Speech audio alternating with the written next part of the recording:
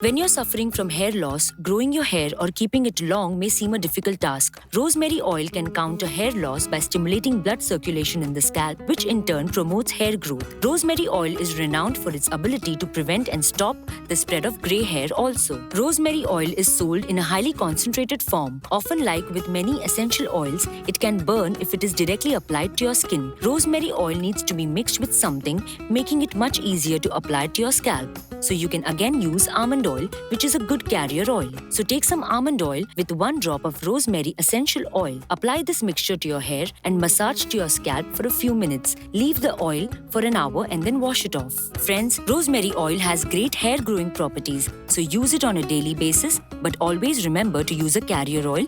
Friends, use these tips and remember these tips carefully.